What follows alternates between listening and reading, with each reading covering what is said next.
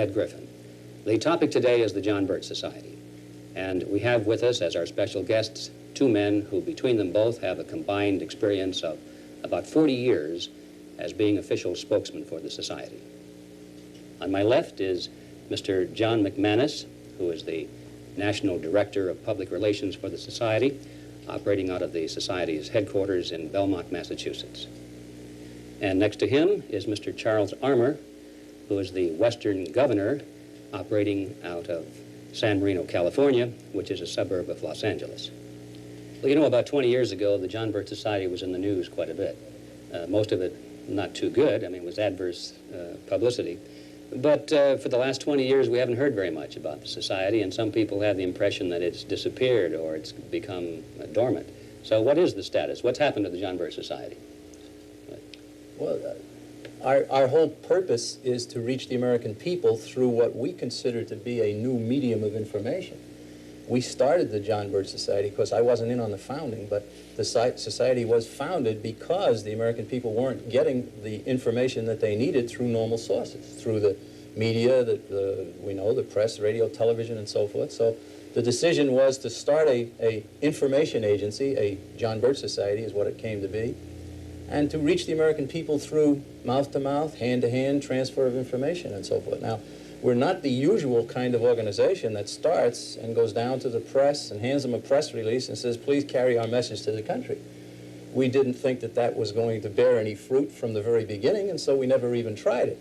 Now, in the early 1960s, the Society was discovered by the people who do want more government, who do like coddling communism, who do an awful lot of things that most Americans don't want at all. And the Society became smeared. And the tremendous amount of attention given to us in the early 1960s was not of our making. It certainly wasn't something we wanted, and it was all negative. All of a sudden, it began to work in our favor. It developed a lot of curiosity. People began to say, well, let's take a look at this thing. And it began very seriously to work in our favor, and then in 1965, approximately, it stopped. So when you say it stopped, it stopped. The publicity. The publicity. All of a sudden, we had, it was about 1,000 mentions a week at one point. And overnight, it was as if somebody pulled a plug, and it was no more. But the Society kept doing its business and going about its activities, and today we are probably doing more than at any other time in our history. Our members continue to reach out and affect 10 or a dozen or 100 people each member, and so we don't get the national notoriety. That doesn't mean that we're not functioning, that we're not building a solid base of understanding that will lead to saving our country. So in other words, nothing has really changed except the publicity. Nothing has changed except the publicity, and of course we did get a little bit of publicity in September of 1983 when the new chairman of the John Birch Society, Dr. Larry McDonald, the congressman from Georgia, was aboard the Korean airliner that was shot down over the Sea of Japan. And that brought the John Birch Society back into the news. We got thousands of members as a result of that tragedy, but I think the whole issue here is that we are alive and well.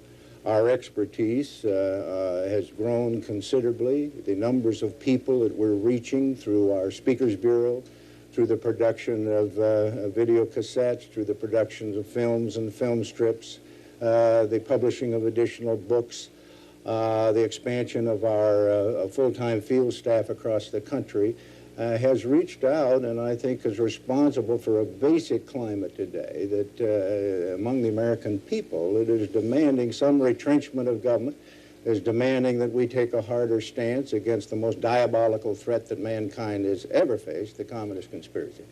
And as a result, I think we played a large part in developing those conditions.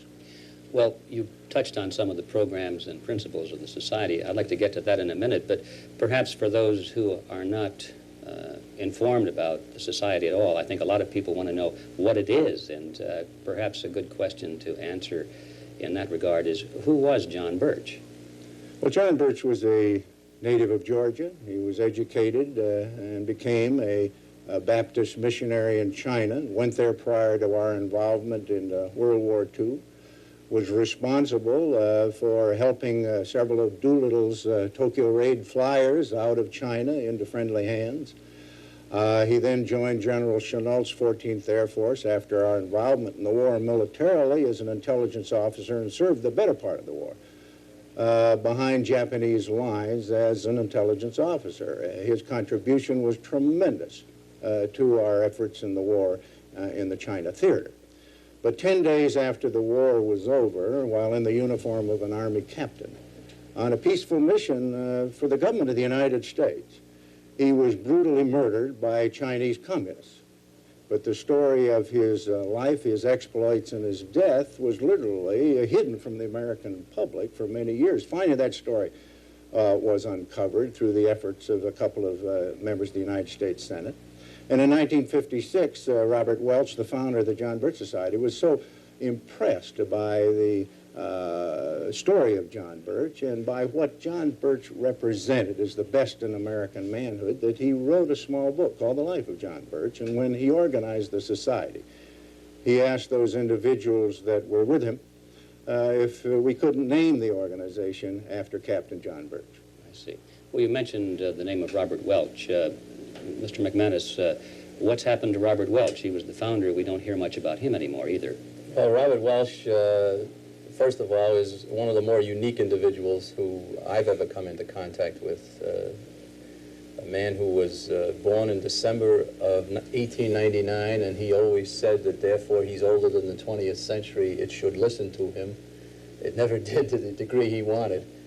Robert Welch started the John Birch Society as a personal crusade and tried to get other people involved in just waking up the American people as to what this country is all about, the love of our own country, and then what to do about it. And he based it in part, I think, the whole thing on a realization that is scriptural. Isaiah the prophet said his people had gone into captivity for want of information, for want of knowledge, and Robert Welch agrees with that, and anybody who stops and thinks about it would. And so he formed an information agency. Well, Robert Welch is himself a former candy manufacturer. The Welch Candy Company was he and his brother. And he was a historian, a mathematician, a philosopher, a man who had a hard-headed sense and was able to put together both his principles and an organization to help to spread these to the American people. And, of course, it was he who wrote The Life of John Birch. Then he got some friends together, and he asked them if they wouldn't listen to him for a proposal he had. That proposal took him 17 hours to deliver, and it's the Blue Book of the John Birch Society. And that's still available, and what the society is and what it does, its philosophy, its tactics, its strategy, its rationale, and what it hopes for the future and everything is all in the Blue Book, which, of course, is still available. And we want people to read that. And in declining age, Robert Welch was supplanted with his, certainly, acquiescence. Dr. Larry McDonald, congressman, longtime member of the John Birch Society, became chairman, and then he was killed. And the society now is in the hands of Mr. Clifford Barker and Mr. Thomas Hill, both longtime members of the society and in good shape. I think, Ed, one of the interesting things that we ought to consider at this point anyway is that in 1958, when the society was organized, the anti-communist movement was in complete disarray. There was no real solid guidance and leadership to it. And what Mr. Welch recognized in that condition was something had to be done to give the movement some kind of stability, some kind of a basic purpose to help people understand the threat that we're under. And that, of course, was the beginning of the society. Well, what are the basic beliefs and principles of the John Birch Society? Well, the John Birch Society believes that our constitutional republican system of government is probably the finest system of government that mankind has yet devised to govern other men. We want to restore and preserve that limited government concept which we've inherited. Secondly, we think the system of free market economics and private enterprise certainly has developed the highest standard of living that mankind has ever known for the most number of people. And we see that under direct attack today. We want to restore private enterprise and free market economics without the imposition and invasion of the legal force of government into our pursuits of happiness. Finally, we think that the United States ought to be a strong, sovereign, defensible nation. We think that is the basic and primary purpose of our government, to secure us in our persons so that we can pursue our happiness. That's why we, the people, delegated these to government that authority to do so and limited it in its functions of governing the people. Well, that sounds very, very nice theoretically, but in reality, it seems to me that so much of the emphasis of the society is directed against communism. Now, why is it that all of the emphasis, or most of it, is against communism? Well, communism is the threat today. I just heard recently somebody talking about captive nations, and they said that there were 42 nations that were totally dominated and captive of communism. So that's a good reason to be concerned about communism, and it's not something that is waning, it continues to grow. Southeast Asia went, Central America is threatened, the Middle East is under attack, and so forth, Afghanistan. But the society, philosophically, is just as much opposed to fascism as it is to communism. We're opposed to any form of totalitarianism. Communism, socialism, Nazism, fascism, all of them, as far as we're concerned, are blood brothers in a very real as well as metaphorical sense, and we're opposed to all of them. What do you think then is the goal of the society? The goal of the society is to bring about an era of less government, more responsibility, and with God's help, a better world. And that's very nice sounding as well. But what does that mean? If you're for less government, you're opposed to practically everything going on today in Washington. They want more government. Every time you turn around, you see a new program coming along. The government is going to solve everybody's problems. Every time a government solves a problem, it mucks it up. It makes it worse. If we're for less government, we're opposed to communism. If we're for more responsibility, even more than the less government angle, we're for people taking care of themselves and government staying out of their affairs. Let's continue this very interesting conversation about the John Birch Society after this message. Our topic is the John Birch Society, and our special guests today are Mr. John McManus, and if I may call you Jack now, you may. Seems like we are entitled to do that, who is the National Director of Public Relations, and Mr. Charles Armour, who I hope I may call Chuck this time. Thank you, who is the Western Governor of the John Birch Society in California. And Jack, you were just talking about the proper role of government and the attitude of the society. Well, if you have the combination of less government and more responsibility, then you find an advancing civilization.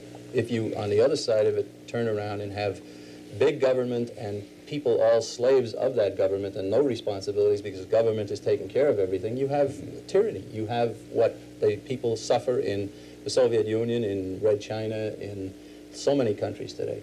And so the whole thing boils down to basic Americanism. But maybe, Chuck, you tie it down a little bit better. Well, we the people limited government by virtue of a contract between us and our governors called the Constitution of the United States of America. We limited it to certain functions spelled out specifically, entered into a check and balance system within that contract of what each branch of government could do and how it could check against the usurpation of power on the part of another branch.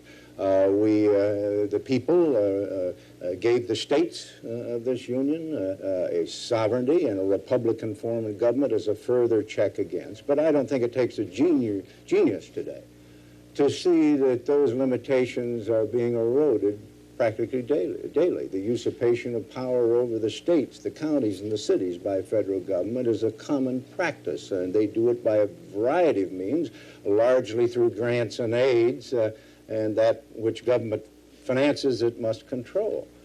Secondly, we have seen the tremendous growth of government in terms of the bureaucracy, the rules, regulations, guidelines on the private productive sector, emanating largely out of Washington, but then followed throughout the states.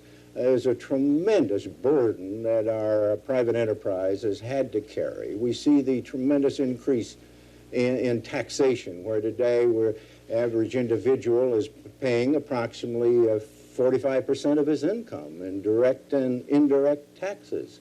We see today where the United States in the last 10 years has suddenly become the #2 world power in terms of military capability, we're told. This is foreign to what our own concepts of the function of our government should be in protecting us in our person from foreign or domestic aggression. So all of these things we see happening today, and we believe, fundamentally, they are not happening by accident. We believe that they are happening by design. And of course, this differentiates, to some degree, the position of the John Birch Society as opposed to simply an anti-communist organization. Well, Chuck, you know, a lot of people have heard so many adverse things about the society that it's very difficult to listen objectively. They sense that, well, okay, they're saying all these nice things, I agree with that, but we know that deep down underneath, these people are racist and anti-Semitic and a little tinged with fascism and so forth. Yeah. So while we're still on the general subject of the beliefs and principles of the society, what is the society's position regarding racial prejudices and that kind of thing? Well, in the first place, this idea that the society has been racist is totally erroneous. It was first exposed, and we got a clean bill of health from the Senate fact-finding subcommittee in the state of California legislature way back in 1963. But our detractors continue to try and bring up these issues. I think Jack puts it extremely well when he says that our Negro members, our Latino members, our Jewish members, our Oriental members would be shocked to find that the John Birch Society was racist. Oh, we have a conglomeration of various races, colors, and creeds in the John Birch Society. That's one aspect of the society that I always delight in, the beautiful cross-section of America that it is. People from every walk of life, every background you can possibly think of.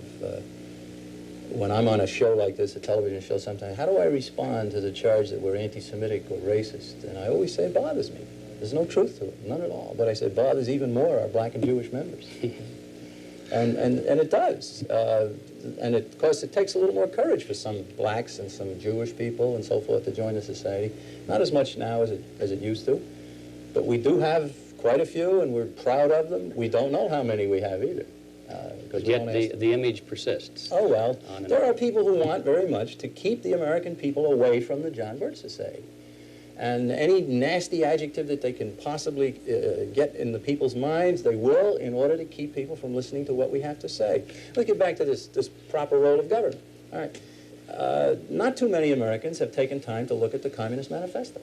If they did, they would find in there 10 planks that Karl Marx said, if you get these established in a nation, you will convert it into a communist state. Well, all 10 of them are partially or fully in place in the United States today, and it all happened in the 20th century. And it wasn't done to us by somebody from Moscow or somebody from Peking. It was done to us by Americans telling us that they were going to take care of us. They were going to make a better life for us. They were going to have government take over responsibilities here and there and everywhere else. The graduated income tax, plank 2. The Federal Reserve System, control of banking and currency, plank 5, and so on. So we are being converted into a communist state. But let's get back to what Chuck said. He got into the notion of conspiracy. That's what makes the John Birch Society different. So what we say simply is things happen because men want them to happen. And if that's the case, okay, let's say it that way. Let's get people aware of the fact that no amount of shrugging their shoulders and hoping for the best is going to get their freedom saved for them when somebody is determinedly designed to destroy freedom in a conspiracy that will lead to him being on the top and the rest of his slaves. Yeah. I couldn't help but think as you were talking about Americans doing this to Americans as though that was some kind of an exception when you really think about it. The Soviet Union was taken by Russians primarily. China was taken by Chinese, sure. Cubans by Cubans, the Nazis and so and Germans. forth. Yes, of course. Right. It's the ideology and the allegiance in the heart that's really the Well, we've been warned over and over again that America would not fall from aggression from without, that it would fall from subversion from within. And I think we're beginning to recognize the distortion in the character of our whole political system. The point of the conspiratorial view Ed, is tough for people to handle. We know that. It was tough for us to come to that conclusion. It takes a lot of work. It takes a lot of objective study. It takes a clinical analysis of the cause and effects of the conditions that exist today as to why they would happen. And so it's easier to say for any individual, oh, no conspiracy. I'd love to say that too. But even if there weren't a conspiracy, the results or the consequences of the growth of government ultimately into a totalitarian state, whether we call it the welfare state or communism or anything in between, would have the same effect on all of us. The recognition of conspiracy, however, has a definite effect on how we go about solving the problem, because no conspiracy can stand the light of day on their nefarious activity.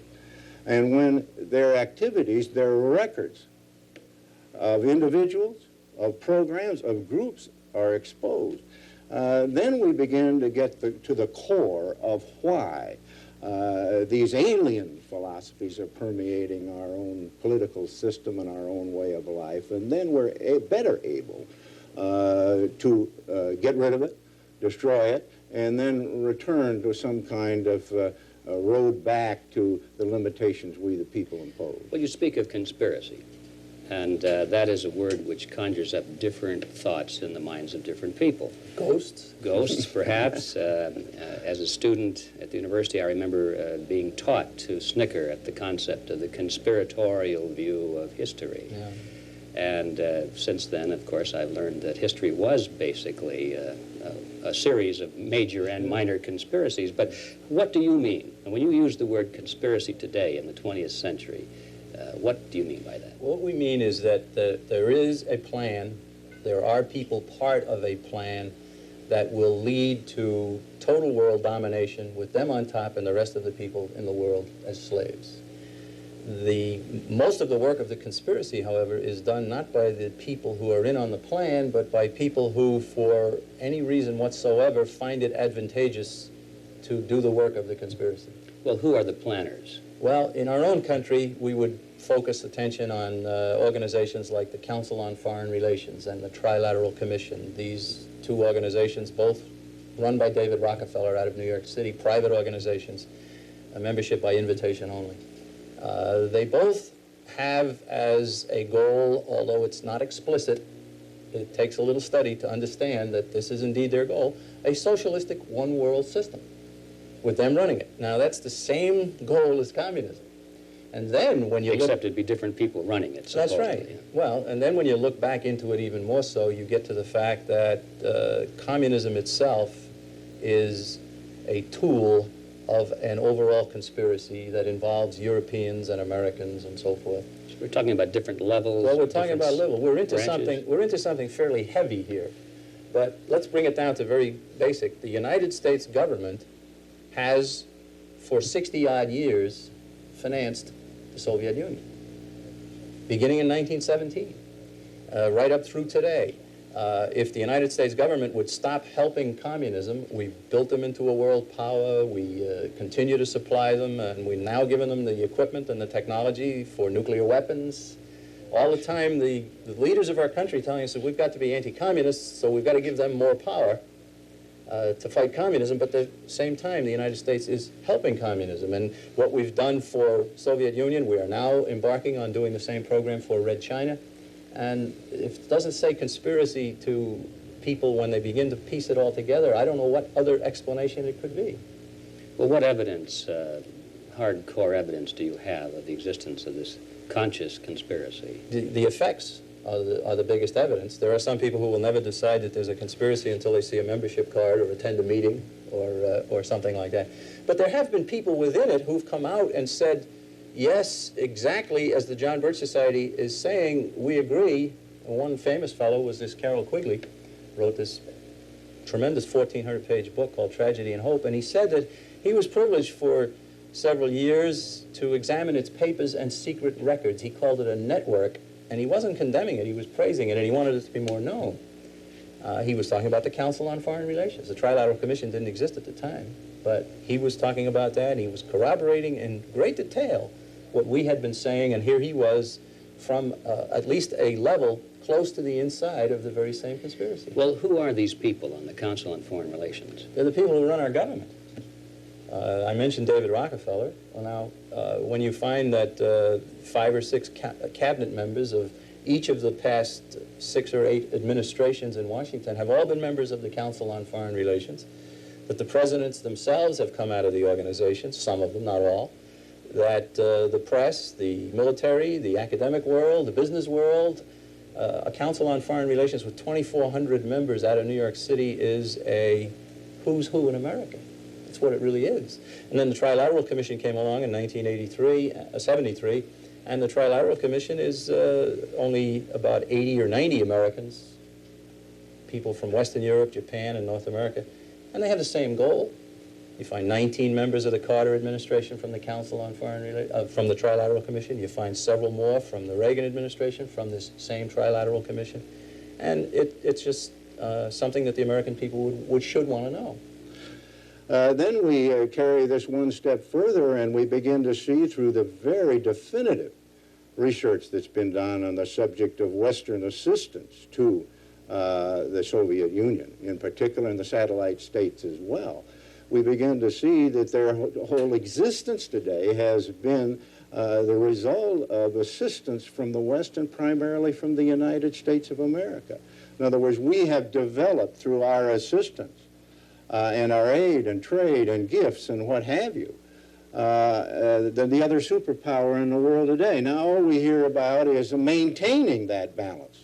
Nobody asks how the Soviet Union got to be a superpower, as to why they were able to develop this kind of strength. They simply we're in a position today where the so-called experts in the field want to maintain the balance between the USA and the USSR as a means for world peace. We'll come back to that point in just a minute, Chuck, if we may, Right. after this message. Our topic is the John Birch Society, and we have with us today 2 special guests, Mr. Jack McManus, who is the National Director of Public Relations, and Mr. Chuck Armour, who is the Western Governor operating out of Los Angeles for the 13 Western states. And Chuck, you were just talking about the balance of power and the society's position on that issue. Well, it appears that that is the major plank in the foreign policy of the United States, and it has been for a period of years. The idea is that if we maintain the balance between us and the Soviet Union, neither one of the superpowers would dare a first strike because the other could retaliate and destroy them too. This is the mutual assured destruction philosophy of our Defense Department and of the State Department itself. It's hard to unravel and hard to explain, but nevertheless, they admit that this is kind of thing. Secondly, we have assured the Soviet Union over the years that they could stabilize their own controlled states. All of the Eastern European bloc countries have had the seeds of revolution to overthrow their communist bosses over the years. From the Solidarity movement in Poland back to the Hungarian Revolution in 1956. Yet the United States has had a hands-off policy, basically, and assured the Soviets that we even look with disfavor on countries on the border of the Soviet Union in discord with the Soviet Union. We sent such a telegram to Tito to that effect. Third, we are now building up the other area of the world, as Jack pointed out a moment ago, in terms of our expanded trade and diplomatic recognition and most favored nation status that we've given Red China. And ultimately, if we continue that, Red China will come into the 20th century. It has to come to us to achieve it. They will be the dominant force in all of Asia. And then we see also a redistribution of the wealth of the world from the have-nots to the haves, not by investment, not by a charitable effort. And of course, the American people have given away more of their hard-earned money and their wealth voluntarily over the years, but we now see a government that since 1945 has given away $286.5 billion of our money in foreign aid, yet we see the Soviet moving in a domination track all over the world today. We see the mechanisms set up from the IMF to the World Bank to the Asian Development Bank, the Inter-American Development Bank, and a variety of other organizations that are merely forceful ways, not voluntary ways, forceful ways of redistributing the wealth of this world from the have to the have-nots. So you're saying that all of this couldn't be by accident? I can't conceive how it could be so consistent by accident, Ed. Remember James Forrestal's famous remark? Secretary of Defense in the late 40s. He said, if the diplomats who have handled and mishandled our relations with the Soviet Union were merely making mistakes, they would have occasionally made a few in our favor. Get down to some specifics. The Soviet missile program today is guided by computers from the United States. The Soviet missiles are capable of multiple warheads. It's called MIRVing, sophisticated miniaturization capability that's needed for that, with ball bearings and microchips, silicon transistor type technology came from the United States. The money to pay for many of these things was loaned to the Soviet Union by American banks, guaranteed by the United States government. The United States government picked up the tab. We built an entire truck factory for the Soviet Union at a place called the Kama River in the heart of the Soviet Union. It took about all through the 1970s to build this thing, financed with the taxpayers' money from the United States. All of you people who are watching this helped to pay for building that truck factory in the Soviet Union. And the first trucks that came off it were used to invade Afghanistan. Now, this isn't generally known. And keep in mind that this is why there is a John Birch Society, and this is also why people don't want the American people to listen to the John Birch Society. Well, that brings up the point then, how on earth does the society, a small group of Americans, intend to change all this? And the first question that comes to mind is, well, what does a member actually do? Wake the town and tell the people with solid, absolutely certain information that stimulates people to action. And the whole program, the whole strategy of the society, I like to say it, is majestically simple. If the American people become better informed, they will choose better leaders. At the congressional level, senators, presidents, whatever, even local, they will choose better leaders if they have the information that will stimulate them to look for a better leader. Well, how does a member go about waking the town and telling the people? Well, we are a pre-political organization. We do not support political candidates, raise money for them, or political parties. We educate on political issues. We look at the records of those people that represent us in government, not just the rhetoric that they give to their constituencies. Our effort, as Jack pointed out, is simply education. We are an educational organization at the grassroots. We recognize that the American people will do the right thing if they have the truth in hand, if they're able to make the proper choices.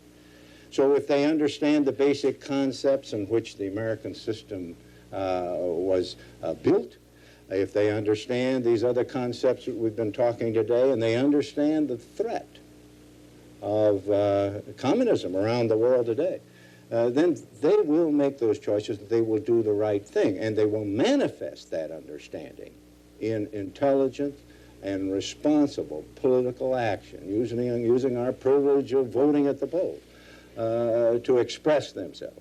Secondly, they will use that understanding as a means to influence the Congress of the United States primarily, although we do get into some local issues, not as a national body, but we certainly encourage our members to become good citizens and involve themselves in local affairs. But that will be manifested in the influence that they can create, because politicians respond to the so-called will of the people, because most of the principles involved in politics is to get elected and reelected.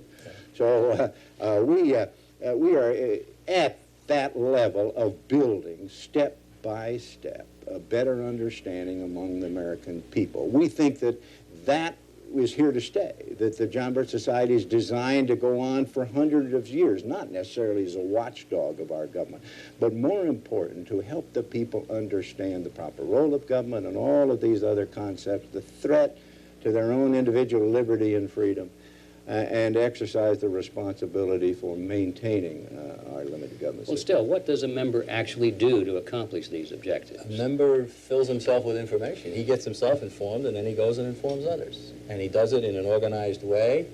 One of the things that the society does is it tells people the most important issues. It gives them information and background about the United Nations that we think we should get out of, about this aid and trade business to the communists, about what inflation really is and who's behind it. And of course, it's all government and the agency they've created, and so on. With this perspective, then, they're better equipped. So then they go around the community and they sit down with a friend and say, give me a little time, will you? I got something important to tell you.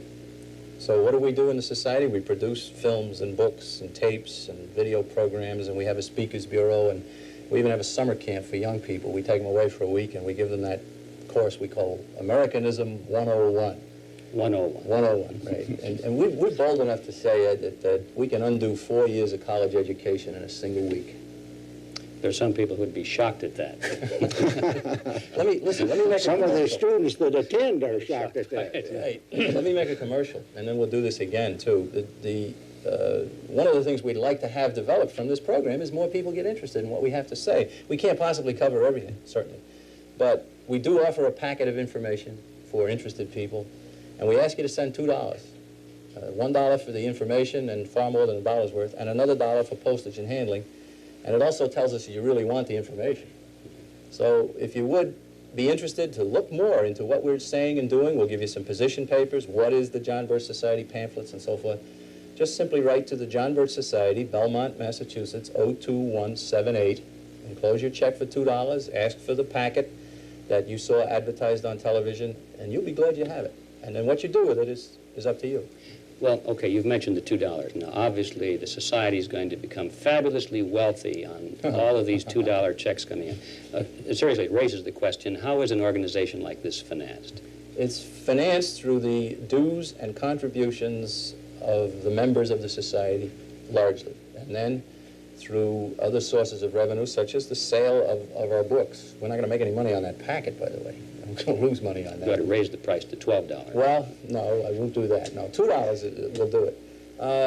Then there are other ways of raising funds, but it's mostly voluntary contributions. And we don't have the tax-exempt status that most people expect that we do. We're not favored by government. We never asked for it, by the way. We didn't ask for it because we figured that at one point in time it could be taken away from us and hurt us badly. And so the dues and the contributions of the members, the sale of literature and other materials, advertising revenue in the magazines that we have helps the magazines to keep alive, and of course that's helpful.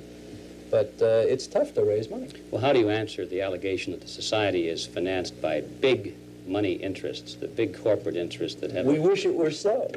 And it simply isn't true. I'd like to get back to something you were talking about before. You were speaking about the fact that the society is not a political organization. And the question, I think it's a legitimate question to be amplified upon, is how does the society expect to bring about political change if they don't become involved in politics?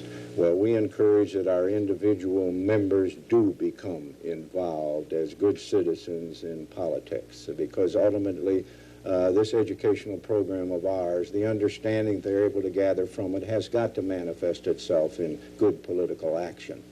But the society itself is simply an educational organization. The rules and regulations that are imposed upon anyone that gets into the political arena per se and partisan politics in general are horrendous. We are not involved in that. We think people will do the right thing, as I mentioned a moment ago. So we encourage people to become involved politically. That's part of good citizenship. But become involved when they have an understanding of the conditions, the concepts of what we're working for in this country and which we've inherited. Well, do you mean to say that the society doesn't become involved in encouraging members to support a particular candidate or to oppose a particular candidate? We don't have to. It'd be kind of a put-down for us. If somebody is really well-informed and you come to him and you say, look, I think you should vote for this fellow, he'll look at you and say, well, look, I'll make up my own mind. And our members are pretty rugged individualists, and they do. Now, if there's a conservative anti-communist running against a liberal who thinks communism is no threat or no problem, then you'll find all the members of the society, obviously, on that. But sometimes they get themselves involved in little scrapes. But even more important than that is, does this thing work? Does this Birch Society strategy work?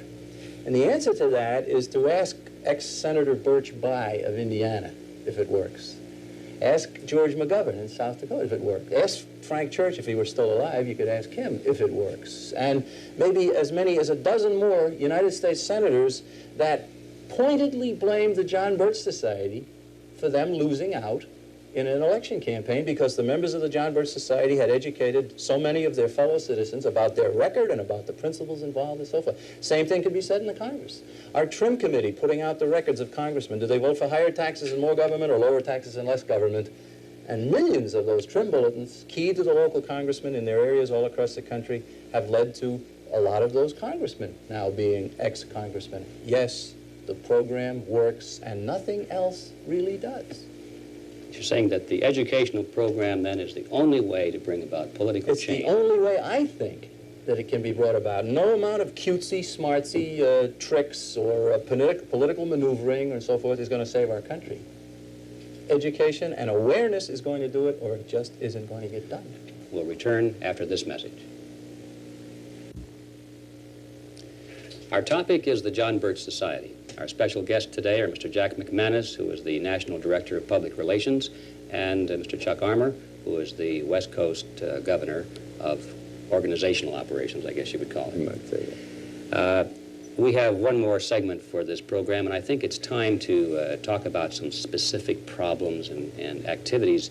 But speaking in terms of problems, what is the biggest problem facing the John Birch Society today? The biggest problem facing the John Birch Society is the same one facing all of civilization, and that is moral decline.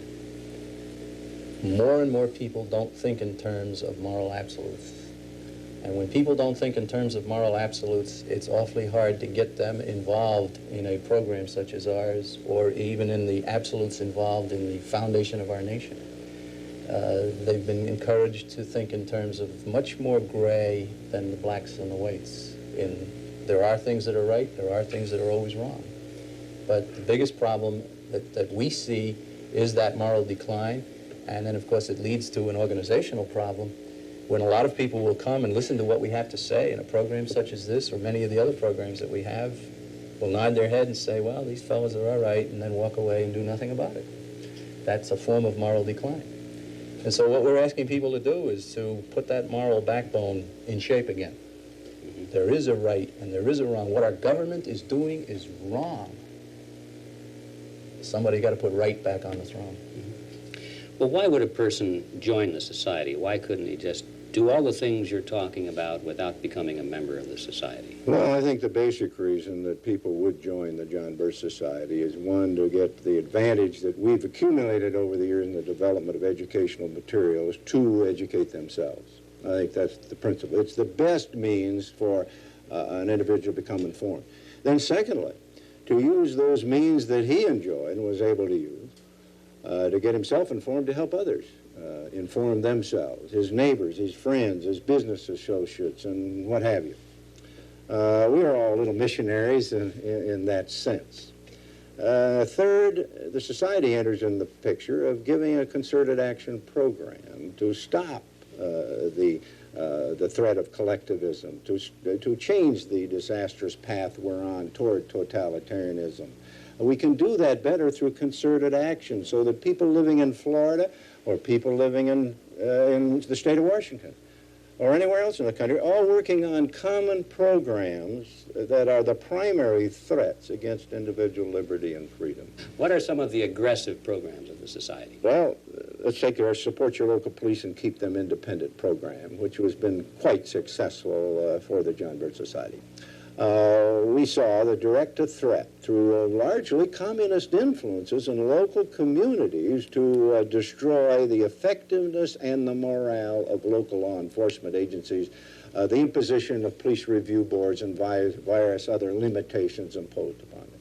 In the early days of the society and right up to the present, we have fought the establishment of police review boards. We brought into focus the value of local controlled law enforcement rather than a federal police force, which they would ultimately become if we allow. These were all major programs. These are major programs of the society. We have entered into all kinds of efforts in an educational vein to get the United States out of the United Nations. Not simply because today it is and has been over the years the principal instrumentality that the Soviets have used to achieve their objective of world conquest, but because it will ultimately serve the purpose of the so-called one world proponents of being the political framework of a world government. We have presented to the Congress, I believe, Jack, better than several million. 12 million. 12 million petitions from the American people to get us out of the United Nations. And at the very same time, I think one of these environmental groups was presenting a couple of 100,000, and the television programs were full of that. We called a press conference in Washington while presenting millions of signatures to Congress, and they all came, but you didn't see about it. It was pigeonholed, it got buried, and so forth. Well, if these are some of the major programs of the society, what about some of the major accomplishments of the society? Well, the accomplishments, we did touch on that in discussing the fact that some of these politicians are no longer in office.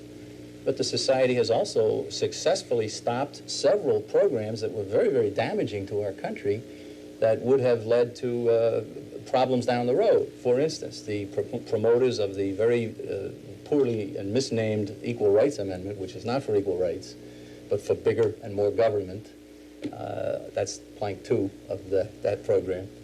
They would tell you that when the John Birch Society got involved in stopping that amendment, that it stopped it. And if we hadn't, it would now be part of the Constitution, and it would be absolute chaos in our country in the legal sense. We stopped the American Indian movement from taking control of it.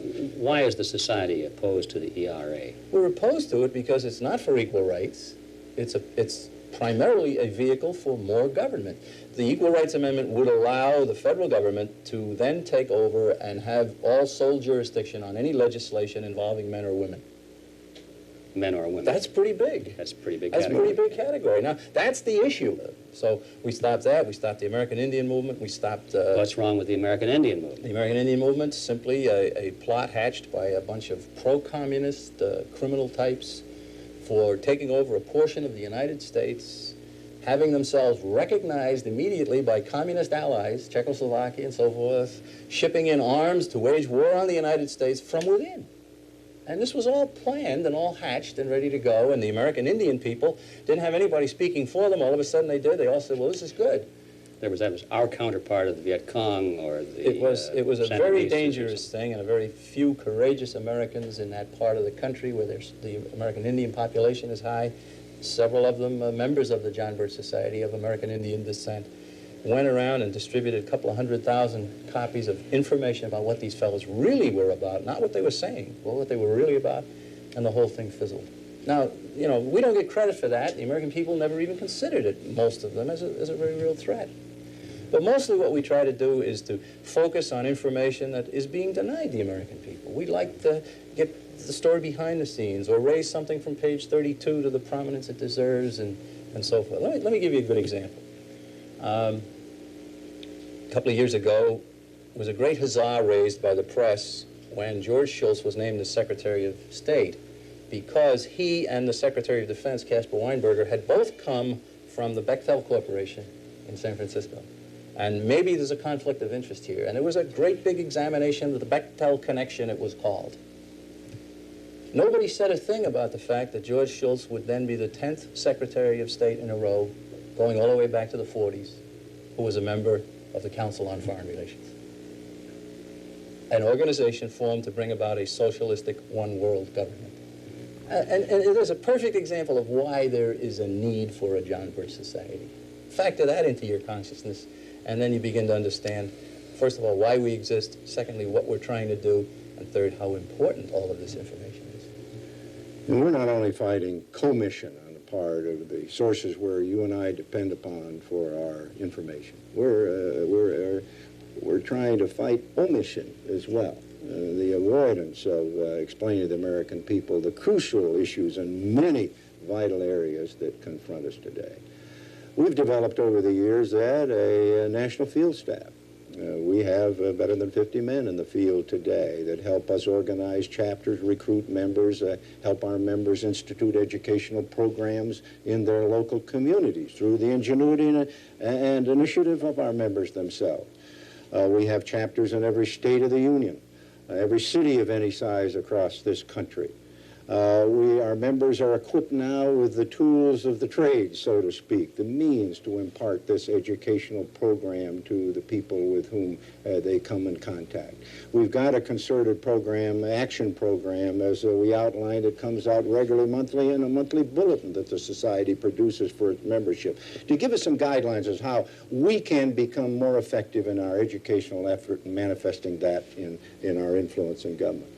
So these are the things that no other organization has achieved. There isn't another organization anywhere in the United States or around the world, for that matter, working in our ballpark that has anywhere near the equipment, the means, the steadfast principles, the chapters throughout the country, the activities that we have. We're all for single interest conservative groups. We're all for conservative political action groups, but they have to depend upon a grassroots educational program to get their muscle. And largely they come out of the people that have come through the ranks of the John Birch Society to help these other single interest and political groups maintain themselves. We're running very short on time, and I'd like to have a brief summary of the Society's position on three issues here. One is the national debt. It's horrible. The other is our defense posture in Latin America. And the third is our disarmament negotiations. Well, now, in view of the time limits, this will have to be very, let me start short. off with the national debt. The national debt is absolutely mortgaging the future for Americans today. I have children now of marriageable age. Of them purchasing a home, it's very, very difficult for them to even consider it at the economic level that they are and I am. Whereas in my circumstances 25 years ago, it was the American dream. That's all being destroyed. You know, the national debt, of course, is leading to high interest rates. It is fostering inflation, which is the increase in the money supply, and it's absolutely wrong. The government of the United States should not spend in deficit. It's very simple, isn't it? Yeah. And Chuck, what about our position in Latin America? Well, in Latin America, I think it's becoming obvious to most people, and certainly they admit it, and even our own government admits it, that there's a communist revolution afoot in the Central American states. We were the principal force that allowed Nicaragua to be turned over to a communist group, the Sandinistas. We know, for instance, that communist revolution coming up the Central American states is not only equipped and financed, but trained by the Soviet Union, through Cuba, through Libya, and a variety of other places, to ultimately create the revolutionary climate in those countries where it hasn't become hot yet, and reach the southern border as a threat to the United States of America. We think with the communist movement and revolution at our borders, we ought to take a firm, hard stand against its continued Well, what does that mean? How firm and how hard? Anybody who means to do anything about communist subversion in Latin America, Central America, and doesn't start at Cuba is a faker. Because it's coming from Cuba. Now, how do you do that? You stop helping the Soviet Union. They send $5 million a day to Cuba. And we help the Soviet Union.